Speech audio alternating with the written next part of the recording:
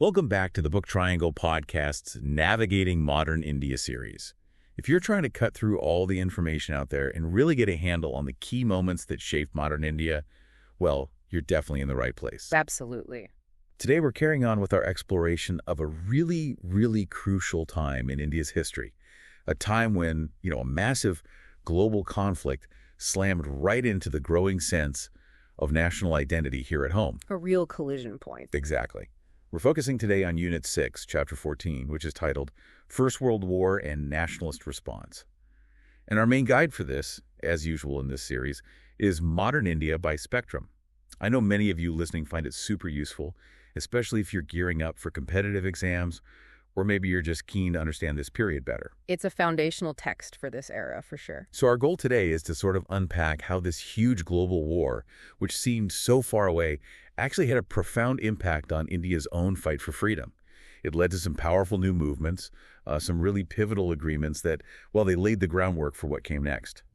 You'll see how, moments of loyalty turned into quite fierce demands, and how some, maybe unlikely alliances, really shifted the whole course of history. And what's really fascinating, I think, is just how these external global events, like the First World War, really influenced and, you could say, accelerated the internal nationalist movements in India.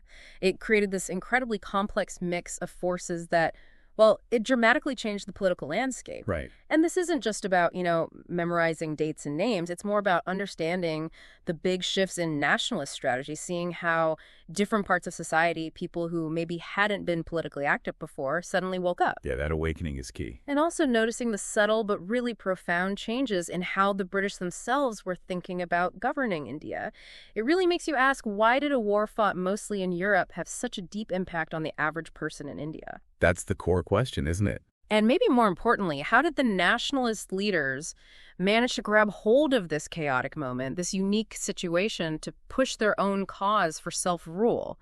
We'll see how the war itself sort of unintentionally exposed the weaknesses and, frankly, the hypocrisies of the whole colonial system. Right. And that fueled a new, much more assertive and widespread kind of nationalism that went way beyond just the educated elite. That's a perfect way to frame it. So let's start right at the beginning then. The war breaks out in 1914.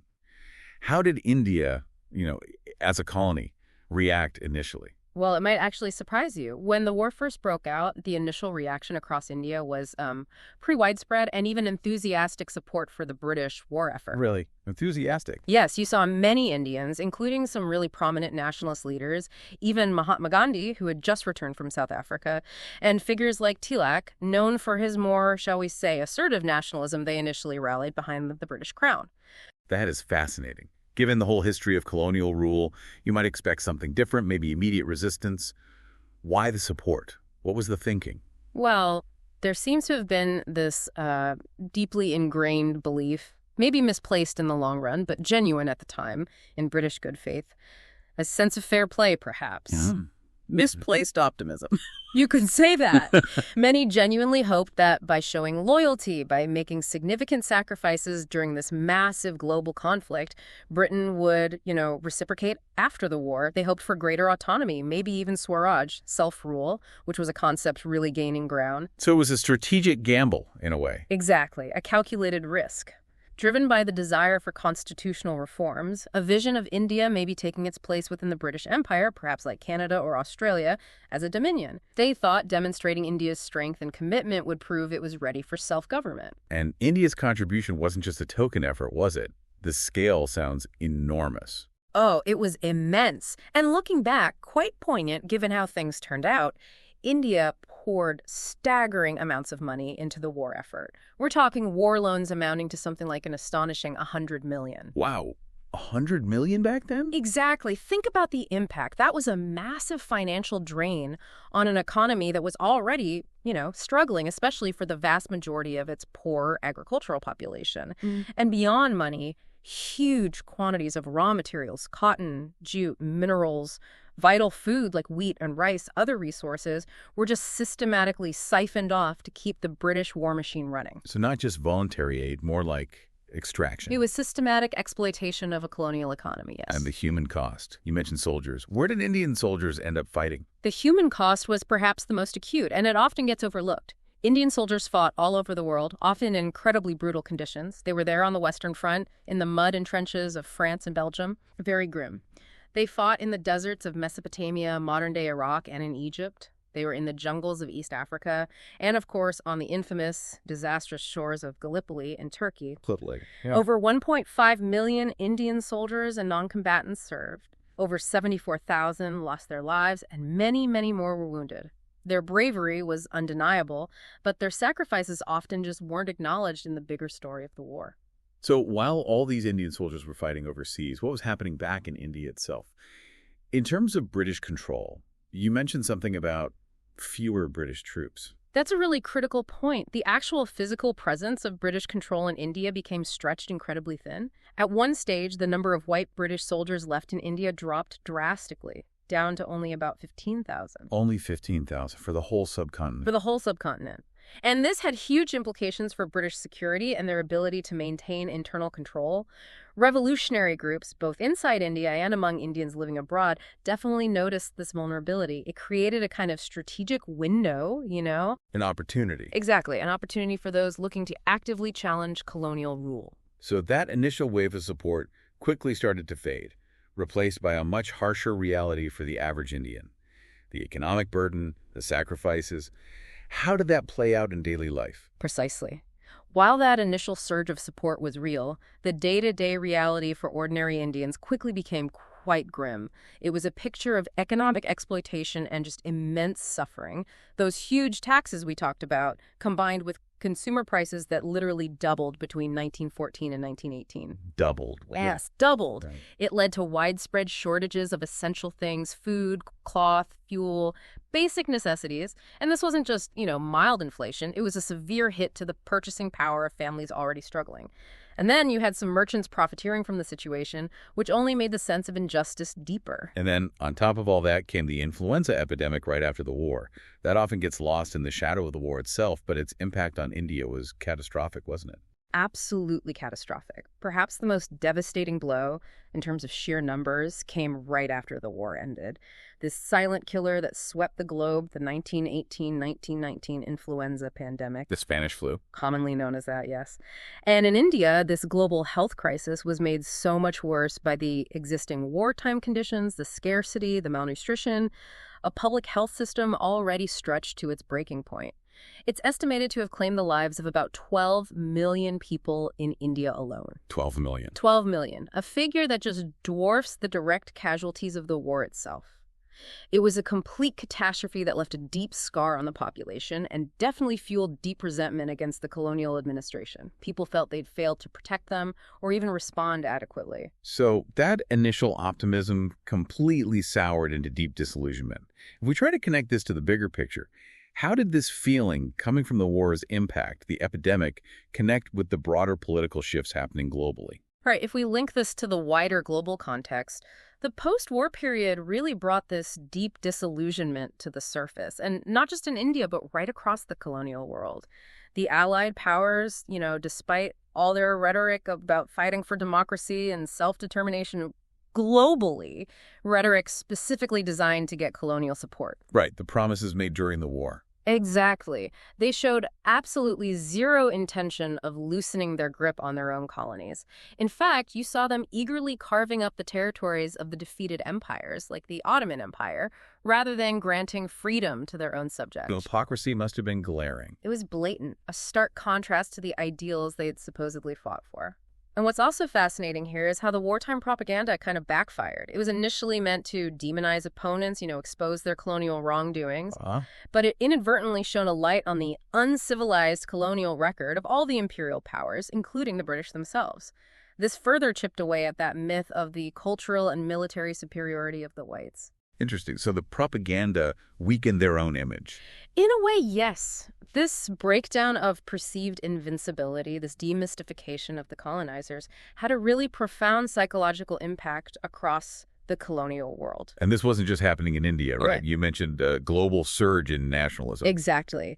This period saw this powerful wave of militant nationalist activity erupting not just in India, but across Asia and Africa. You saw it in Turkey, Egypt, Ireland, Iran, Afghanistan, Burma, China. It was everywhere. A global moment. Truly. And it really raises an important question. How did these global shifts empower the local movements? How did they change their strategies from just, asking nicely to taking direct action? Right. In India specifically, revolutionary activities like the, rather romantic Gadri adventure. Gadri movement, yeah, based abroad mainly. Primarily formed by expatriate Indians, mostly in North America, aiming to overthrow British rule. These kinds of activities really intensified because of the wartime opportunities, especially with fewer British troops around, like we discussed. This created a really explosive situation, particularly in places like Punjab, where more radical groups saw a genuine chance for direct armed action against the British. The links between global events and local struggles became incredibly clear. So with all this disillusionment building up from the war, the epidemic, the British hypocrisy, the nationalist movement in India obviously couldn't just stay put. Which brings us, I think, to a really unique and important response during the war. The Home Rule League movement. How did this come about, and how is it different from those revolutionary activities you just mentioned? Right, the Home Rule League movement. It emerged as, you could say, a less charged but a more effective way for Indians to channel their discontent during the war. It was quite distinct from those overseas revolutionary activities, which were often more, secret, smaller scale, sometimes violent. For Home Rule was more about open politics. Exactly. This movement was about organized, open political agitation within India, demanding constitutional change, demanding self-government or home rule within the British Empire initially. What were the specific things that led to it emerging right at that particular time? It sounds like a few things came together. Absolutely. It was a confluence of factors. First, you had that undeniable wartime misery for the average Indian. The growing hardship from high taxes, rising prices, shortages that directly fueled discontent and made people much more receptive to new political ideas. It wasn't just an intellectual thing, it was real economic pain. Felt in daily life. Definitely. Second, that glaring hypocrisy of the British claims became impossible to ignore. Britain was fighting for democracy in Europe against German autocracy, but denying any real self-government in India? That contrast wasn't lost on anyone. Undermined their moral authority. Completely. People increasingly questioned it. And wasn't there also a sense that the British weren't invincible anymore militarily? Yes, that's the third factor. British military setbacks in campaigns like Mesopotamia. Those failures exposed their vulnerability, and that shattered the long-held image of their invincibility. It showed they could be beaten, they weren't infallible. That emboldened people seeking change, stripped away some of that colonial mystique. Right. And crucially, right at this moment, you had key figures re-emerging onto the political stage, ready to sort of harness this energy. Figures like Bal Gangadhar Tilak. He was a major extremist leader, wasn't he? Released from prison around then. Precisely. Tilak, often called the father of Indian unrest, a leading figure in the extremist wing of the Congress, was released in 1914 after 6 years in prison. His return brought this renewed, powerful demand for what he called responsive cooperation. Responsive cooperation. What did that mean exactly? It signaled he was ready to engage with the British, but only if they responded with concrete steps towards self-rule. Collaboration was conditional on reforms, not just blind loyalty. Wow. And at the same time, you had Annie Besant arriving on the scene. The Theosophist leader. Yes, the charismatic Irish woman, president of the Theosophical Society, arrived in India in 1914 full of dynamic energy and deeply committed to Indian self-rule. She immediately started influential newspapers, Commonweal and New India, which really sparked new enthusiasm for the idea of Swaraj, or home rule. So these two powerful figures arrive or reemerge, and they step into a kind of political vacuum because the Congress itself was seen as a bit stagnant at that point. Exactly right. Their reemergence filled a critical gap. The Indian National Congress at this time was, seen by many as too passive, maybe ineffective. The moderates within Congress were still hesitant about letting the extremists back in after that big split back in Surat in 1907. Oh, the Surat split. That division had weakened Congress. It left Congress somewhat adrift, less impactful. So this political stagnation really needed something new, a movement that could channel all that growing discontent into organized, widespread political action. And that's exactly what the Home Rule Leagues provided. Okay, so two major figures, Tilak and Besant, both pushing for home rule. Did they work together as one big movement, or were they separate? Well, what's really interesting here is the strategic way they divided things up, even though they shared the same goal. Self-government, Swaraj. Tilak set up his Home Rule League first in April 1916 at Belgaum. Okay. And he deliberately limited its operations to specific areas where he already had strong support, places like Maharashtra, though interestingly, not Bombay city itself, but also Karnataka, the central provinces, and Berar. Concentrated effort. Yes. His objective was clear. Swaraj, political education, agitation. And his league grew fast, getting around 32,000 members by 1917, mainly through his powerful speeches, pamphlets, books making Swaraj accessible, especially to Marathi speakers. And Annie Besant's league came later. How was hers different? Yes, Annie Besant launched her All India Home Rule League in September 1916 down in Madras. Now, her league was designed to cover the rest of India, including the crucial city of Bombay. So a much wider geographical scope. Much wider.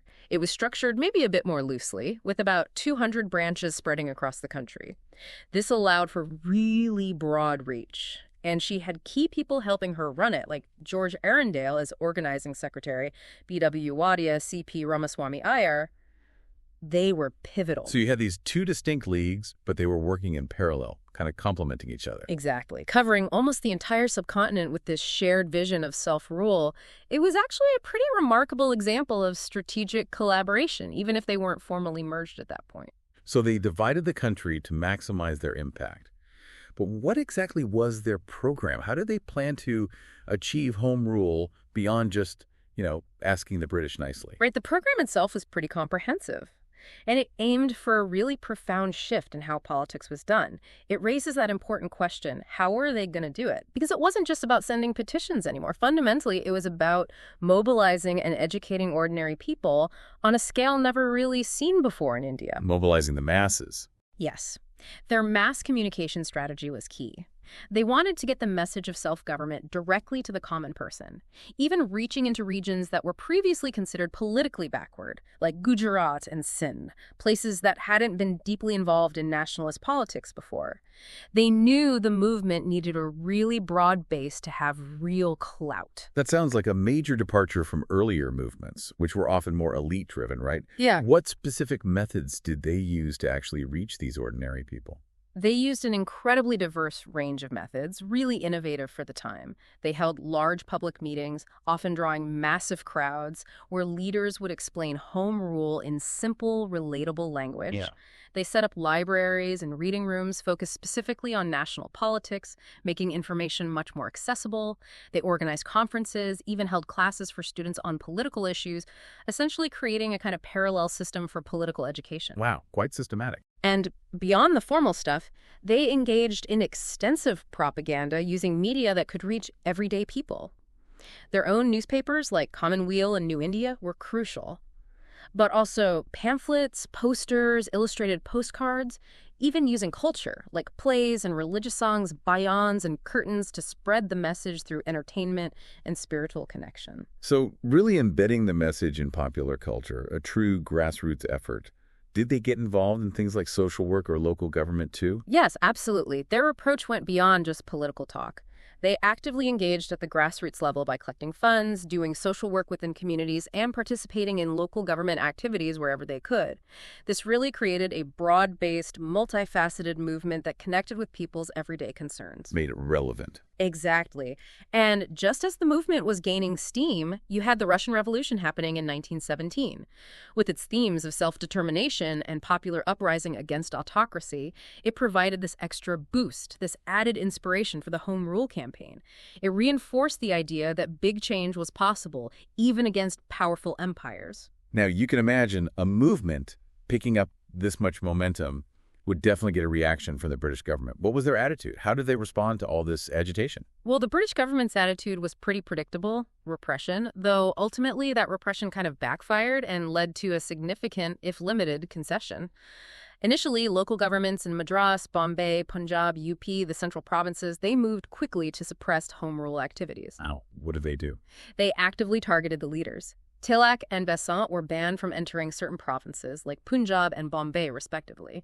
In a clear attempt to intimidate Tilak, they even dug up an old sedition case against him from 1908. From 1908? Wow. Yeah, though importantly, that was later overturned by the High Court, which was actually a small victory for the movement, showing the legal system could sometimes push back. But the arrest of Annie Besant herself, that seems like it was a major turning point. Almost a mistake by the British. It was a huge miscalculation. Definitely the most significant British blunder in handling the movement was arresting Besant, along with Arundel and Wadia, in June 1917. It backfired spectacularly. How so? Instead of crushing the movement, it ignited widespread outrage and sympathy. People who might have been on the sidelines were suddenly galvanized. Protests erupted across the country. Home rule transformed almost overnight from a demand into a truly national demand. Everyone was calling for her release. So the repression fueled the movement. Absolutely. This intense public pressure forced the British government's hand. They had to make a significant gesture, and that led directly to Montagu's statement in August 1917, the one promising constitutional reforms. It's a classic case. Repression breeding greater resistance. Okay, so despite that concession spurred by Besant's arrest, the Home Rule agitation itself eventually sort of fizzled out by 1919. Why did this powerful movement, which had really captured the nation's attention, end up declining? Yeah, it did fade relatively quickly. There were a few key reasons, and they paint a picture of how fast the political landscape was changing. First, there was a kind of leadership vacuum that emerged. Oh, how did that happen? After Annie Besant was released, her focus shifted quite significantly towards the upcoming Montagu-Chelmsford reforms, which were being worked out then. She seemed to believe these reforms, even though limited, offered a practical path forward. So her attention moved away from pure agitation, leading to a lack of effective leadership for the Home Rule movement itself. And Tilak. Tilak also got drawn away. He became heavily involved in pursuing a libel case he had filed against a British journalist in England, which took him physically out of India and away from the day-to-day agitation for a crucial period. Okay, so leadership drift. What else contributed to the decline? Was there internal disagreement? Yes, that's the second factor. Internal discord started to creep in. Communal riots broke out between Hindus and Muslims in some areas between 1917 and 1918. This created rifts and weakened that united front that the Lucknow Pact had temporarily built. Ah, so the unity was fragile. It proved to be. And also that reunion of moderates and extremists within the Congress, which had seemed so promising at Lucknow, started showing cracks again as new political issues arose and the initial enthusiasm wore off. Old divisions resurfaced. And then, of course, there was the arrival of someone who would completely change the game, Mahatma Gandhi. That's the third and arguably the most crucial reason, the rise of Mahatma Gandhi. His arrival on the main stage of Indian politics, bringing his unique methods of nonviolent satyagraha that form a civil resistance based on truth and firmness, it just rapidly overshadowed the Home Rule agitation. Captured the public imagination differently. Completely. Gandhi's approach, his focus on mass non-cooperation, his incredible ability to connect with ordinary people on both a spiritual and practical level, it just resonated much more widely and offered a different, arguably more powerful path forward. And finally, you can't ignore the impact of the British government explicitly promising constitutional reforms in Montagu's statement. Right. That took some steam out of the agitation. It did. For some, it felt like a step towards achieving their demands, even if others thought it was totally inadequate. It felt like a tangible, if small, victory, which reduced the immediate urgency for agitation for some sections of the movement. So, despite its relatively short life, what would you say were the lasting impacts, the positive gains from the Home Rule movement? It sounds like it really did prepare the ground for what came next. Oh, it absolutely did. Despite being relatively short-lived, the Home Rule movement achieved some really significant positive gains and left a lasting legacy. What's truly fascinating, I think, is how the movement successfully shifted nationalist politics. It moved it away from being mainly an elite concern, confined mostly to educated professionals in the upper classes. And brought it to a truly mass-based movement. It brought political awareness and the idea of agitation to a much, much broader section of society than ever before. This involved creating vital organizational links between towns and villages, effectively preparing the ground for the bigger, more inclusive movements that were coming. So it basically laid the groundwork, created the infrastructure for Gandhi's later mass movements. Crucially, yes. You could say it prepared the masses for Gandhian politics. It raised political consciousness, fostered a spirit of agitation, and showed people how to organize protests across the country. The methods used by the Home Rule Leagues, the propaganda, the public meetings, the grassroots work, they taught ordinary Indians how to engage with political issues. And it nurtured new leaders, too. Yes, it brought forward a whole new generation of leaders who would play major roles in the years ahead. Figures like Muhammad Ali Jinnah, Tej Bahadur Sapru, Motilal Nehru, Madan Mohan Malviya, They gained greater prominence and a platform through the Home Rule movement. And it definitely pushed the British government, didn't it? Absolutely. It acted as a powerful catalyst for reforms. It created this palpable sense of urgency within the British administration about the need for Indian reforms, pushing them towards concrete actions like the Montagu Statement. And finally, it helped create the necessary climate for two huge developments: the readmission of the extremists back into the Congress, Which had seemed impossible for years. exactly, and the pivotal Lucknow Pact between the Congress and the Muslim League, which we should talk about next. Without the energy and pressure generated by the Home Rule agitation, these unifications might not have happened when or how they did. Okay, that leads us perfectly into the Lucknow session of the Indian National Congress in 1916. This was a truly landmark event, presided over by Ambikacharan Majumdar, and it really stands out for two major interconnected reasons. First, as you just mentioned, it marked that long-awaited reunion of the two main factions of Congress. The extremists and the moderates who'd had that famous split back in Surat in 1907. After nearly a decade apart. Right. And getting them back together was no easy task. It was largely thanks to the tireless efforts of Annie Besant and Tilak, who both recognized how critical a united front was, especially with the war going on. They saw the strategic necessity. Exactly.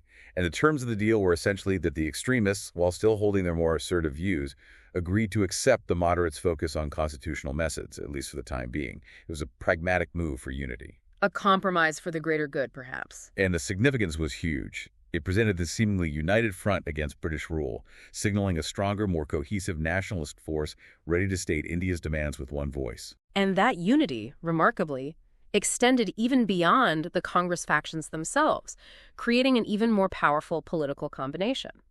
If we connect this to the bigger picture, the Lucknow Pact, signed at the same session between the Congress and the All India Muslim League, was a truly remarkable moment. It seemed like unprecedented Hindu-Muslim unity, marking a temporary but very potent alliance. Unprecedented is right. What brought the Muslim League, which had often been seen as more aligned with the British, into an alliance with the Congress at this specific moment? Several things came together. Firstly, there was a noticeable shift within the Muslim League itself. Younger, more radical members were gaining influence and pushing for self-government, which aligned their goals more closely with Congress's. They were growing disillusioned with the British government's attitude towards Muslim interests. Okay, internal shifts in the League. Secondly, British actions during the war really angered many Indian Muslims, particularly their policies against the Ottoman Empire and the Caliph, who was seen by many as the spiritual head of Sunni Muslims worldwide. This anti-Turkey stance pushed the League away from its traditional loyalty to the British and towards finding common cause with Congress. And wasn't Jinnah involved heavily in bridging this gap? Absolutely crucial. Muhammad Ali Jinnah played a pivotal role in brokering this pact. He was even hailed by some, like Sarojini Naidu, as the ambassador of Hindu-Muslim unity for his efforts here. His more secular outlook at the time and his ability to negotiate between both organizations were key. So, a moment of seemingly great unity. What were the actual terms? What did the Congress and the League agree on in the Lucknow Pact? Well, the core agreement was that both parties would present common constitutional demands to the British government, speaking with one voice on reforms that was powerful in itself. Okay. But then came the concessions. In a major move by Congress to secure this unity, they agreed to a fixed proportion of seats, 1/3 for Muslims in the central legislature. 1/3 in the center. Yes.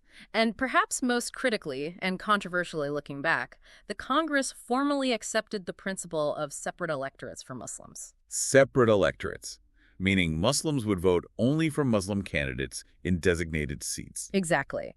This principle had been introduced earlier by the British in the Morley-Minto reforms of 1909, but Congress had opposed it then. Now they formally accepted it as part of this pact. It was a huge concession with massive long-term consequences. What about representation in the provinces? There, too, specific numbers of seats were allocated for minorities in the provincial legislative councils. This involved a system of weightage, meaning Muslims got more seats than their population percentage in Hindu-majority provinces, and conversely, Hindus and Sikhs in Punjab got weightage in Muslim-majority provinces. Intended to protect minorities. That was the stated intention. And there was even this unique provision. No bill affecting a particular community could be passed in any council if 3/4 of that community's representatives in that council opposed it, effectively a communal veto. Wow. That sounds potentially problematic. So this really raises a big question.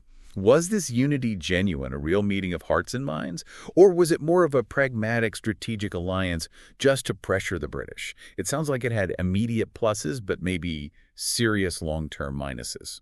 That really is the crucial question, isn't it? Was it genuine unity or just pragmatism? And the answer is complex. Its immediate impact was undeniable. It created immense pressure on the British government.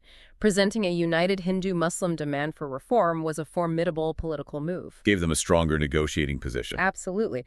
But, and this is a big but, argued by many historians now, Congress's acceptance of separate electorates is seen by many as having inadvertently legitimized communal politics. Also.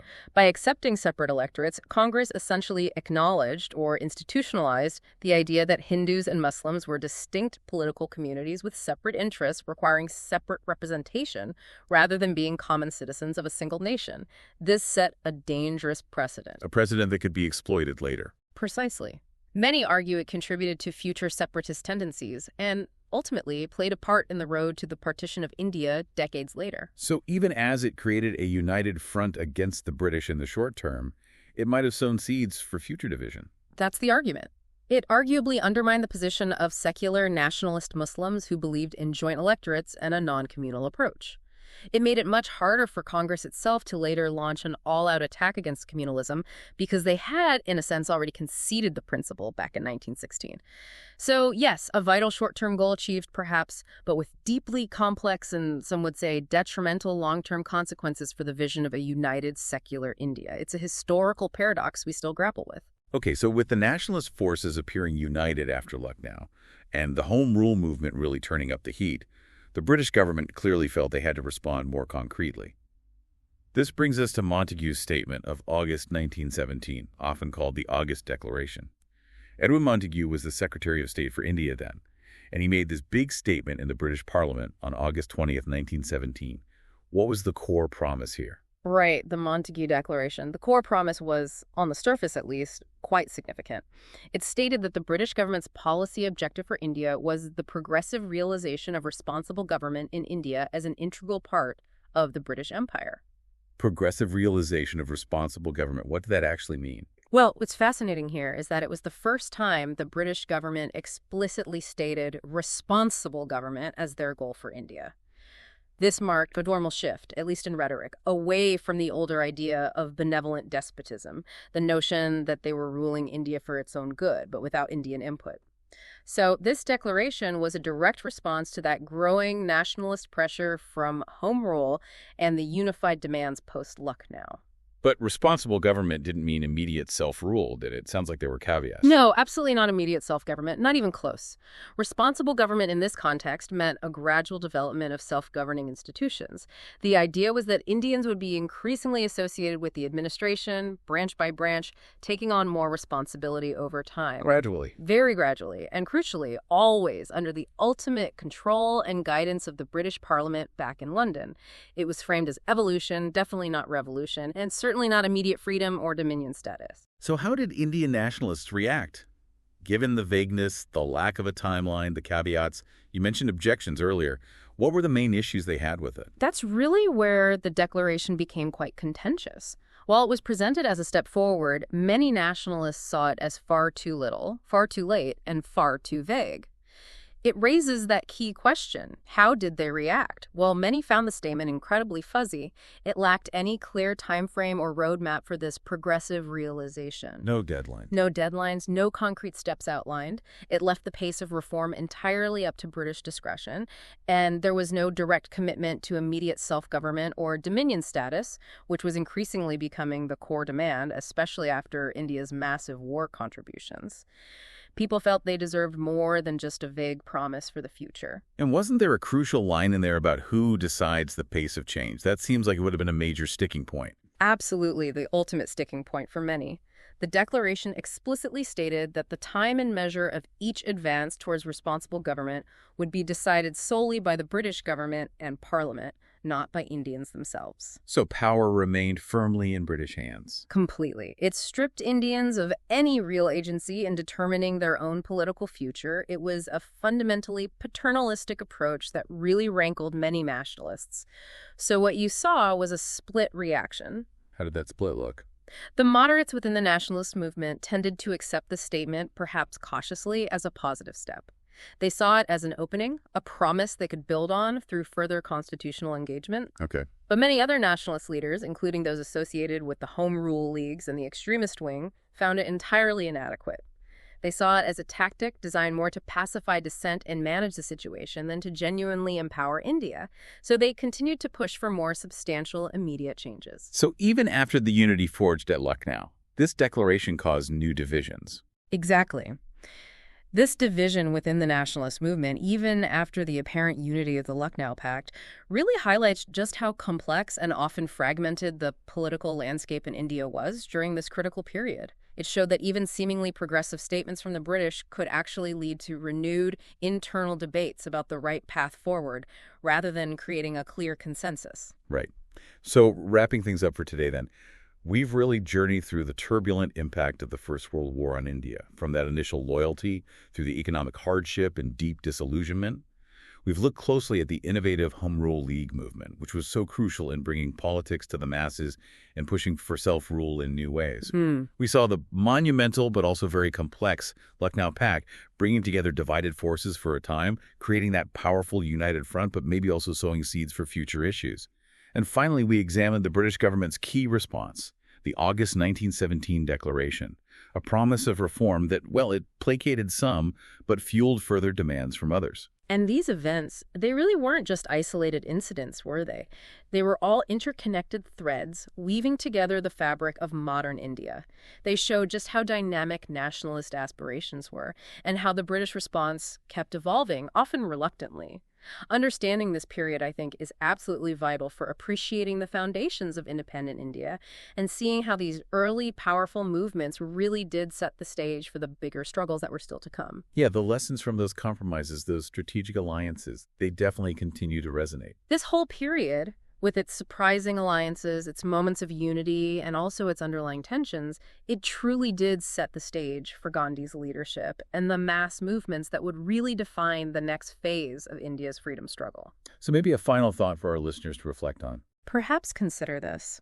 How did the compromises and the solidarities that were forged during this specific window of time, especially thinking about the Congress accepting separate electorates in the Lucknow Pact, how did that simultaneously create both the potential for immediate unity against the British and plant the seeds for future division? How did that complex legacy influence the path of India's independence movement for decades, right up to and perhaps contributing to the eventual partition itself? It's a question that really gets to the heart of the historical forces at play, revealing the deep complexities involved in building a nation, especially under colonial rule. A truly thought-provoking question, and definitely one we'll keep exploring as we move forward through India's incredible history. So do join us next time on the Book Triangle Podcast's Navigating Modern India series. We'll be continuing to cover all the chapters of modern India by spectrum, unpacking more pivotal moments in India's journey. Looking forward to it. We really hope this exploration today has given you some new insights, maybe a few aha moments. Until next time, keep learning, keep questioning, and keep yourself well informed.